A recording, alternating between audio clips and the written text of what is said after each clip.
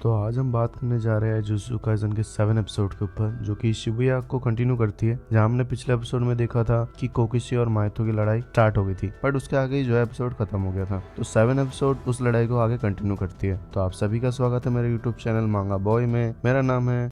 俺はペイン神だ तो last episode में हमने देखा कि कोकिशी वो स्टूडेंट जो कि इन्फॉर्मेशन लीक करता था, बदले में माहितो ने उससे ये बोला था कि वो जो है उसके शरीर को ठीक कर देगा। ठीक करने के बाद ही जो है दोनों में लड़ाई हो जाती है। कोकिशी अपने सबसे बड़े मेकामारू को बुलाता है और वो उसी के सर पे बैठ के उसको जो है कंट्रोल कर रहा था। कोकिशी को ये पता था कि अगर उसको ये फाइट सर्वाइव करना है तो उसको कैसे ना कैसे करके गोजो से कांटेक्ट करना होगा, क्योंकि अकेले गेटो और माहितो से लड़ना कोई आसान बात नहीं था। कोकिशी अपने 17 साल के कर्स एनर्जी को सेव करके रखा हुआ था, जिसका यूज करके जो है माहितो को हराने का सोचता है। अब कोकिशी माहितो पर 1 साल के कर्स एनर्जी का यूज करके अल्ट्रा कैनन से ब्लास्ट करता है, जिससे आधा ब्रिज तबाह हो जाता है। लेकिन माहितो किसी तरह जो है उस ब्लास्ट से बच जाता है और भागने लगता है। कोकिशी जानता था कि वो अपने कैनन अटैक से माहितो पर नुकसान नहीं पहुंचा सकता था। फिर वो उस पर ढेर सारे पंचेस मारता है, लेकिन माहितो उन सबसे बच जाता है। फिर कोकिची अपने 2 साल के कर्स एनर्जी का यूज करके मिरेकल कैनन से अटैक करता है, लेकिन माहितो अपने शरीर को मछली जैसा बनाकर पानी में चला जाता है और फिर बाहर निकलकर मेकामारू को एक जोरदार पंच मारता है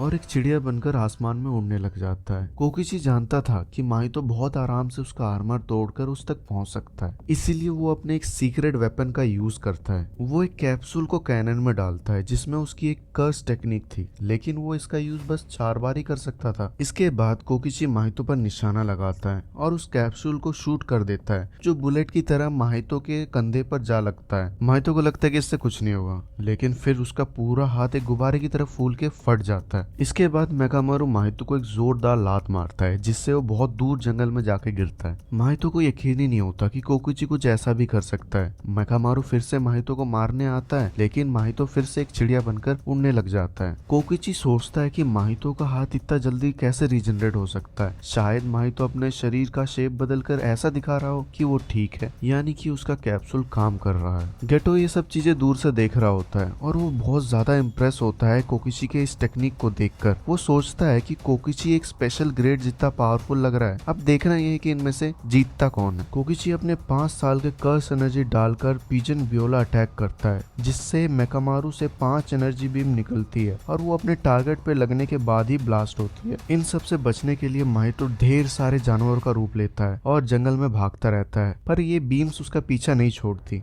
माहितो अब उड़ने लग जाता है और उड़ते हुए मेकामारू के सामने आ जाता है। उसे पता ही नहीं होता कि मेकामारू के कौन से अटैक उसके लिए खतरनाक है, इसीलिए उसे भागना पड़ता है। फिर वो अपने हाथ को ब्लेड जैसा बना के मेकामारू के वायर्स काट देता है, जो कि उसके सर से जुड़े हुए थे, और कई सारे बीम्स मेकामारू के पीछे आके ब्लास्ट हो जाते हैं। मगर फिर भी मेकामारू माहितो पर एक मुक्का मारकर उसे जंगल में फेंक देता है। कोकिची को अब यकीन हो चुका था कि अब वो माहितो को हरा सकता है, तो वो फिर से अपना कैप्सूल लोड करता है और माहितो पर शूट करने लगता है। माहितो की अब जान भी जा सकती थी, इसलिए बिना टाइम वेस्ट किए वो अपना डोमेन एक्सपेंशन कर देता है, जिसका नाम है सेल्फ एम्बॉडीमेंट परफेक्शन। और फिर वो ढेर सारे हाथों से मेकामारू को जमीन पर गिरा देता है, जिसके बाद माहितो आइडल ट्रांसफिगरेशन करके कोकिची को जान से मार देता है। डोमेन के अंदर माहितो इस टेक्निक का यूज बिना उस इंसान को छुए भी कर सकता है, जिसके बाद मेकामारू बंद होने लगता है। माहितो ये बताता है कि कोकिची को ये लगा होगा कि वो अपने कर्स एनर्जी को बचाने के चक्कर में डोमेन एक्सपेंशन का यूज नहीं करेगा, लेकिन अभी शिबुया आर्क को 10 दिन बचे हुए थे, तब तक वो अपना कर्स एनर्जी भी रिकवर कर लेगा। अब माहितो को लगता है कि वो जीत गया और वो यहाँ से जाने लगता है, लेकिन हम देखते हैं कि कोकिशी अभी भी जिंदा है और उसके पास अभी भी 2 कैप्सूल बचे हुए थे। कोकिशी बताता है कि ये टेक्निक हाइयन एरा में बनाई गई थी, जब कर्स स्पिरिट की तादाद बहुत ज्यादा हुआ करती थी। ये टेक्निक एक टीचर ने अपने स्टूडेंट्स को बताया था ताकि वो जिंदा रह सके, और इस टेक्निक के बारे में ज्यादा लोगों को पता भी नहीं, और असल में इस टेक्निक का यूज दूसरों के डोमेन से बचने के लिए किया जाता है। अब मेकामारू फिर से उठता है और माहितो को उस कैप्सूल से स्टैब कर देता है। कोकिची के इस टेक्निक का नाम था new shadow style simple domain. इसे कमजोरों का डोमेन भी कहा जाता है, और ये वही टेक्निक है जो माकी यूज करती है, जिसे एक एंटी डोमेन भी कहा जाता है। ये यूजर के चारों तरफ एक बैरियर बना देता है, जिससे उन पर किसी के डोमेन एक्सपेंशन का असर नहीं होता। ये टेक्निक कोकिची ने मीवा को देखकर सिर्फ एक ही बार में सीख लिया था। और सिंपल डोमेन की वजह से माहितो कोकुची का कुछ नहीं बिगाड़ पाया। अब कैप्सूल के कारण माहितो का पूरा शरीर फट जाता है और उसका डोमेन भी तुरंत खत्म हो जाता है, जिससे कोकुची को ये लगता है कि उसने माहितो को हरा दिया।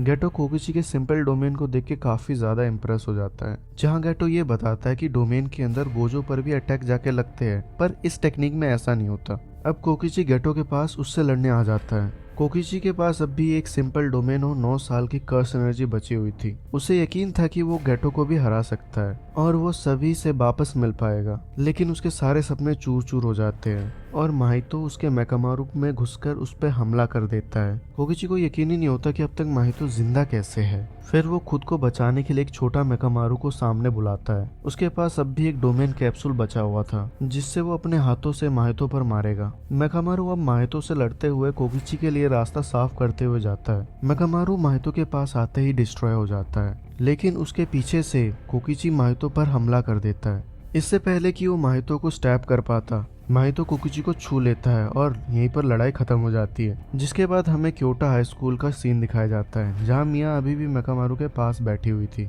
जिसके हिसाब से मेकामारू अभी भी सो रहा था। मिया मेकामारू को बताती है कि वो बहुत खुश है कि एक्सचेंज इवेंट के बाद सारे स्टूडेंट एक दूसरे के बहुत करीब आ चुके हैं, लेकिन वो मेकामारू के और भी करीब आना चाहती है, इसलिए वो उससे मिलना चाहती है। लेकिन मीवा को कहाँ पता था कि उसका दोस्त जो है अब नहीं रहा। जहाँ हमें फिर से गेटो और माहितो को दिखाया जाता है, जहाँ वो वापस जाने लगते हैं, जहाँ गेटो ये बोलता है कि ये लड़ाई काफी खतरनाक थी, जहाँ माहितो बताता है कि ऐसा कुछ नहीं है, उसने जानबूझ के अपना शरीर फोड़ लिया था ताकि कैप्सूल का असर उसके शरीर पर ना हो, और उसने अपना डोमेन भी जानबूझ के हटा लिया था ताकि कोकुची को ऐसा लगे कि वो मर गया है। लेकिन अब ये दोनों तैयार है शिबुया के लिए, जो कि आज से 10 दिन बाद शुरू होने वाला था। कहानी अब 10 दिन बाद की दिखाई जाती है। आज हैलोवीन का दिन था और शाम के 7 बज रहे थे। हैलोवीन की वजह से आज शिबुया में कुछ ज्यादा ही भीड़ था। वो कॉस्ट्यूम पहन के बाहर निकले हुए थे और 7 बजते ही 40 मीटर के दायरे में एक कर्टन बिछ जाता है और सारे आम लोग उस कर्टन के अंदर फंस जाते हैं और उन्हें ये बताया जाता है कि जब तक सातरू गोजो यहाँ नहीं आ जाता तब तक तुम लोग बाहर नहीं निकल सकते।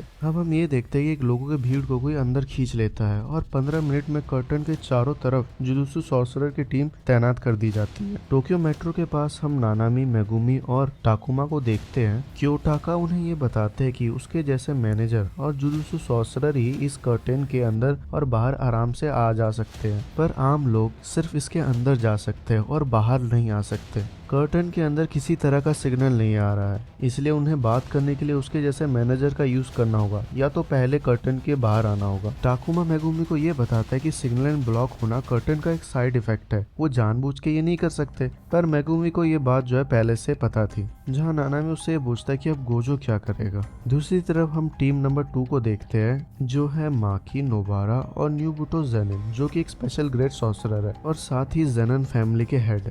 इनकी मैनेजर अकारी इनसे ये बताती है कि कर्टन के अंदर से जो लोग बाहर आ रहे थे वो बस एक ही चीज बता रहे थे कि जल्दी से गोजो को बुलाओ। जहाँ न्यूबुटो ये कहता है कि आम लोगों को गोजो का नाम कैसे पता है, उन्हें पक्का किसी ने ये बोलने पर मजबूर किया होगा। अकारी बोलती है कि इस कर्टन को बाहर से तोड़ना एक तरीके से नामुमकिन है, तो जिस कर्स यूजर ने इसे बनाया उसे मारने से ये टूट सकता है। फिर माकी पूछती है कि क्या ये काम उन्हें करना है। फिर अकारी कहती है बिल्कुल भी नहीं, उन सबको बस बाहर रह के नजर रखनी है। फिर हम शिबुया के साउथ में पांडा और अत्सुया की टीम को देखते हैं। अत्सुया एक ग्रेड 1 सॉर्सरर्स के साथ साथ एक टीचर भी था। अत्सुया पांडा को ये बताता है कि इन सब के पीछे वही लोग होंगे जिन लोगों ने स्कूल इवेंट पे हमला कराया था, और हायर अप्स ने ये डिसाइड किया है कि गोजो ही सिर्फ कर्टन के अंदर जाकर फटाफट दुश्मनों को हरा देगा और बाकी लोग कर्टन के चारों तरफ से घेर लेंगे, ताकि अगर कोई दुश्मन गोजो से बचकर भागने की कोशिश करे तो हम उसे पकड़ ले। ये सभी यहाँ स्टैंड बाय पर रहेंगे और मेमे की टीम भी दूसरी तरफ खड़ी है। फिर पांडा कहता है कि उन्हें सॉर्सर के मरने से चिंता होगी, लेकिन कोई आम आदमी मरे तो उनसे उन्हें कोई ज्यादा फर्क नहीं पड़ेगा। अत्सुया पांडा को समझाता है कि पिछले साल के डीमन परेड से अलग है, क्योंकि इसके बारे में उन्हें पहले से पता नहीं था। तो उसके हिसाब से हायर अप्स ने बिल्कुल सही फैसला लिया है। और वैसे भी उसने अंदर झांक कर देखा है, अंदर काफी शांति है, लोग डरे हुए हैं पर कोई कर्स एनर्जी उनको मार नहीं रहा। और वैसे भी अत्सुया अंदर नहीं जाना चाहता, क्योंकि उसके हिसाब से अंडरग्राउंड में कुछ स्पेशल ग्रेड कर्स छुपे हुए हैं। के बाद हमें कर्टन के अंदर का सीन दिखाया जाता है, जहाँ लोग बहुत डरे हुए थे और सातरू गोजो को अंदर भेजने की डिमांड कर रहे थे।